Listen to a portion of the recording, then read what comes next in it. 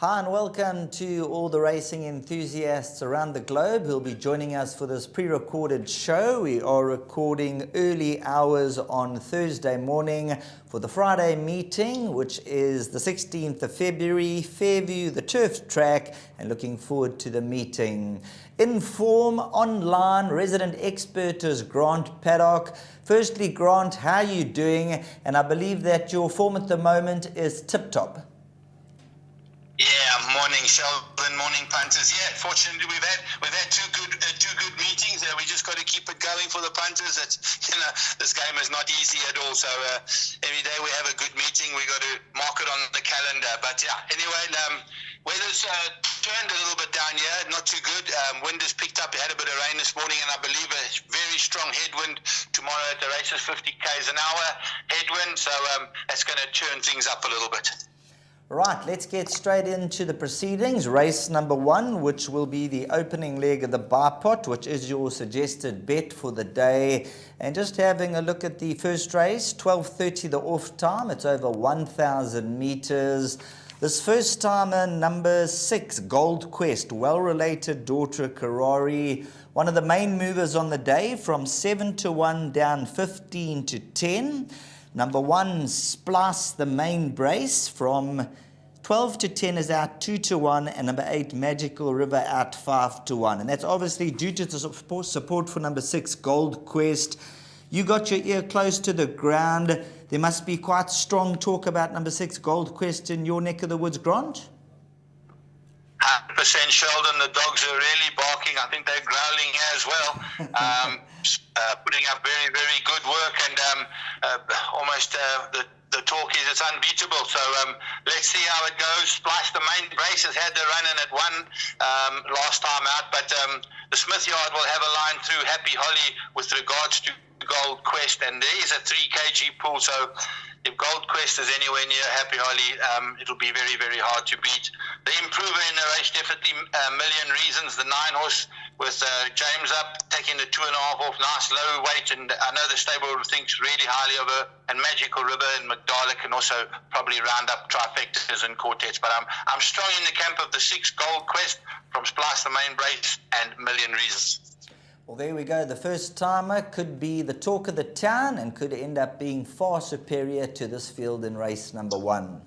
Cracking along to race number 2, the opening leg of the place accumulator. They'll go around the turn. We are racing on the turf, 1,600 meters. And Grant is going with 2 runners, number 4, Williams Legacy, and number 6, Anatolian Silver. And looking at the betting, number 6, Anatolian Silver is trading at 22-10. Number 3, Master of Defense is 5-2, joint with number 4, Williams Legacy. Jet Bun, number 1, is at 7-2. Now, you're very close to the Mitchley stable, the Kelly Mitchley stable, and I see you've gone with quite a few of their horses on the card. So fill us in on number 6, Anatolian Silver. Yeah, Sheldon, I think they're very strong in this race, to be very honest with you. And Anatolian Silver is a big runner. There's no doubt. Got Richard up. He's going the trip that he's been wanting, Silvano Mare Futura, right down his alley. But this horse, Williams Legacy, has really been very unlucky. I thought he would have won by now. Now going the mile, James takes off 2.5. I watched the two of them work together. Williams Legacy is definitely putting up better work than Anatolian Silver, and I've taken him to beat Anatolian Silver. Master Defense will probably run 3rd or 4th, and then Jet Bund. The pace in this race is going to probably come from Master of Defense, and into that solid headwind, he's probably going to be doing the donkey work. An outsider that could improve under Liam Courtois is the Source Piper of Hamlin. He might have to go into bigger pick 6s, but I think the winner will come from either 4 or 6. I have gone from the 4 to beat the 6. That'll take us on to the opening leg of the Pick 6, the all-important Pick 6, race number 3, Jawford 13:35, and they'll go over the extended distance of 2,000 meters. And you were touching on the strong headwind, so you're going to look for those runners down the long straight who'll be sitting and waiting. And your best bet on the card is number 3, Mo Flow, who is the current 2-1 favorite. After that, they're betting 9-2 and better the field. Number 2, Player X, and then 6-1 and better. Tell us a bit more about Mo Flow after running second to Give Us a Smile and then fourth to Silent Whisperer last time out. Seemed to have excuses on both those occasions, and just the style of racing suggests Richard Fourie is going to give this one a confident ride, a couple of lengths off, and when he opens the taps, I think Mo Flow, you believe, will go on to win. Yeah, 100%. I'm big in the camp of Mo Flow. Out of a right approach, Mayor Royal Mo.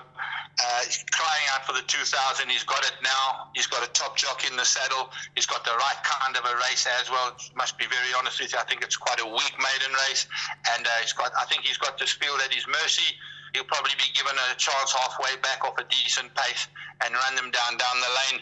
Very strong on Mo Flow to run into the places. A horse like Player X, Wolf Ram has got to be there, Joe Harmon. But I'm bankering Mo Flow in everything. I think he's a massive, massive run on Friday.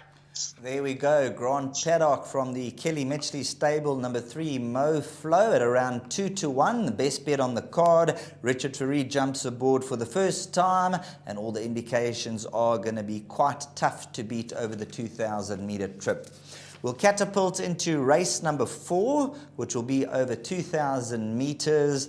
And just having a look at your bar pot numbers, yeah, you're going with numbers 3, Get It Done, number 4, Lady Writer, who you've made one of your value bets on the card, also from the Kelly Mitchley yard, a course and distance winner. And you've thrown in number 7 on the guest list. So number 7 on the guest list is the current 7-2 favorite. But number 4, Lady Writer, she's had the 16 runs for the victory and a host of placings, but more importantly, that course and distance victory could stand the daughter of Twice Over in real good stead.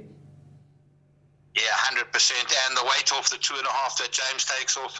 Very good run last time out behind Lado's Pride. He came out on Tuesday and affirmed that form with a very good second. So that was a very good run against the boys, back against same sex with a claim. Got to be a big runner.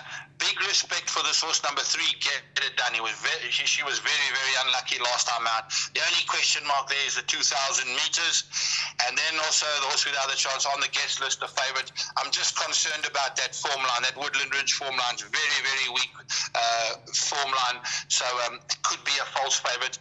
I'm in the camp of Lady Writer with on the guest list and Get It Done to chase her home. Right, let's move on to the next event, which is race number 5, and this time they drop down to the mile trip. So 1,600 meters is the distance they will be attempting to take home that first prize, which is 44,375 Rand. If you come second, 14,200 to pay your month's keep. Third, 7,100, and then they go down to 4th and 5th placing for those looking to get into the minor checks. Now, Grant, when you look at race number 5, they are betting 3-1 the field, with number 4, Pedro, the 3-1 favorite. Having a look at the merit ratings, a number of these horses achieved 80 and above earlier on. So it's one of these races that looks quite tricky, and you've gone with 1, 3, and 4 with the bar pot.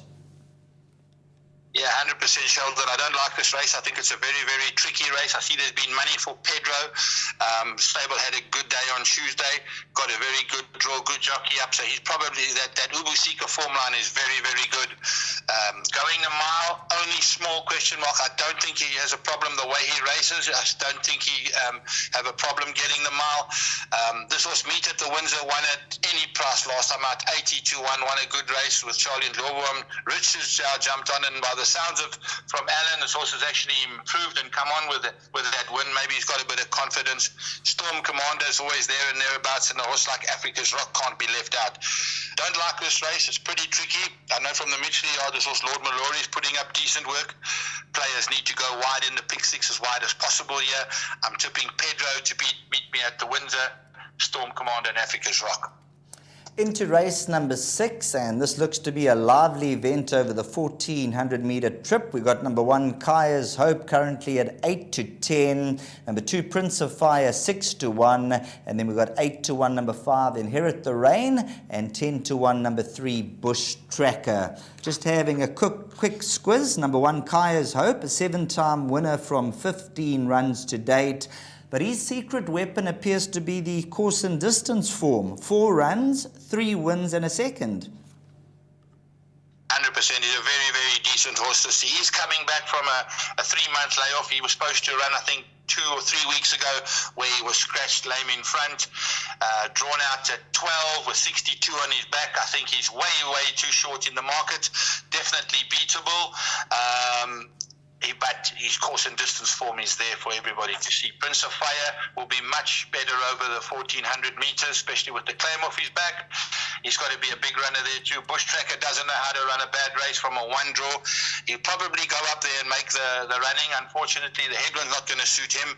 But Inherit the Rain also a very big runner. They're trying him 1400 meters again. He hasn't had much success over the distance.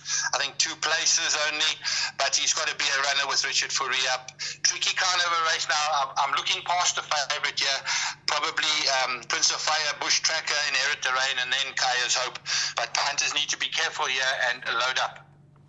Right, that'll take us on to race number 7. So let's page over to race number 7, and just looking at the only scratching, I believe, at this time of the game, number 10, Maiden's Cove. So there will be a slight deduction of 15% with Hollywood at this stage of the game. Number 10, Maiden's Cove. 11 runners will face the starter at 15.55. Now, Grant, looking at the betting, let's just scroll back to the betting. Number 6, Dawn of Gold, is currently trading at 28-10.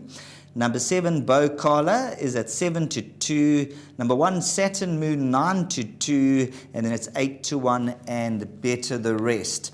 Now, I'm going to throw this straight into your camp, race number 7, because this is another race that doesn't look cut and dried over the 1400.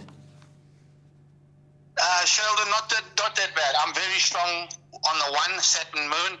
They have added the blinkers. Obviously, Alan has sharpened her up. Very good first run here. It got beaten 1.8 behind Fiery Duke. There's been a winner out of that form line. That was against the boys. She's now back against the girls over a little bit further, 1400 meters. I think she'll be very, very hard to beat. This is a typical Alan Creef setup of a horse. The dangers definitely Bo Kala and Dawn of Gold. Bo Kala very unlucky last time out, just got bobbed on the line by the Richard Fourie drives. And then Dawn of Gold also holding, coming out of the same form line. There won't be anything between Dawn of Gold and Bo Kala, but I think they're going to have to run to beat Saturn Moon, and I'm taking her to win and win well. Just one comment on a horse called State of Mind, number 2. Now let's have a look at State of Mind. What price is this? Currently at 14 and 16-1.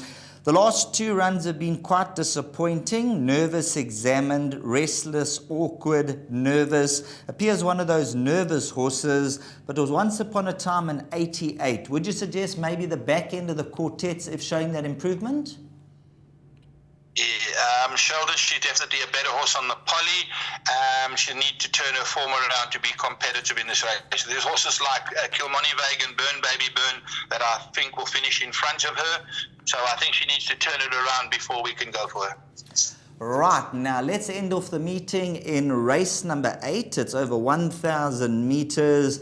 And once again, the betting tells the tale. It's 33-10 the field. Number 7, Global Goddess, is the 33-10 favorite. Then we have number 3, Holly's View, at 5-1. Number 1, Ferrando, is 11-2. That's from the Kelly Mitchley stable. You can fill us in a bit more about number 1, Ferrando. Some early money for number 5, a War Launch, from 7-1 down 11-2, and then it's 10-1 and better the rest. Let's kick off with number 1, Fernando. That 4th last time out behind Captain TikTok. The stable must have been pleased with that.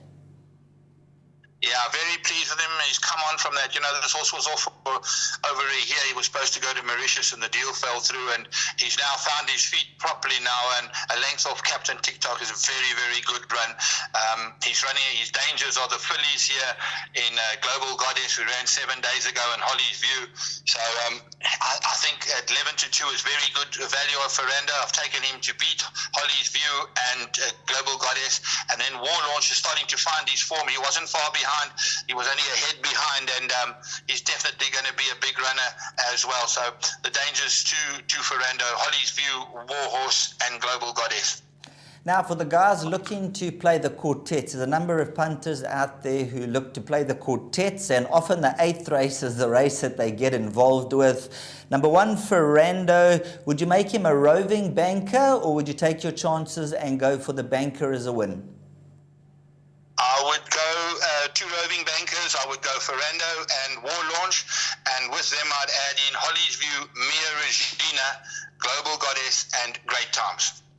Excellent. And then I'll throw in one other horse, number 2, Above the World. Despite returning from a 113-day absence, just having a look at the form, absolutely no form, but at a big price, include number 2, Above the World. Maybe can sneak into that 4th position. So that's a look at the 8-race program. Now, Grant, we're going to bring up your suggested bets for the afternoon. We've gone through the race by race part of it, and now we're going to bring up your suggested bets, if you wouldn't mind going through for your Legion of followers.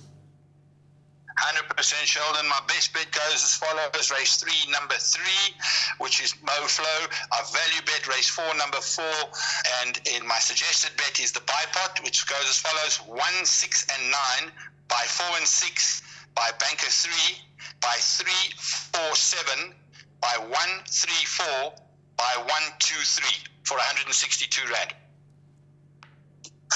Perfect. Well, that's a good look at the 8-race program. And just getting back to the wind conditions, you mentioned there's going to be a very strong headwind, so tactics is going to come big into play. Yeah, 100%. We might find a couple of false run races. The tactics are definitely going to come into play. Those senior jockeys with the ability to hide them away in the right places is definitely going to come to the fore. So hopefully we have a decent day's racing tomorrow, Sheldon. Well, thanks very much, Grant. And as you've mentioned, the last couple of meetings have been good for you and the punters. And let's hope we can keep that ball rolling. And the 8-race program at Fairview on the turf. Thanks very much to Grant Paddock and to all the viewers out there. Best of luck, and may your horse run fastest of all.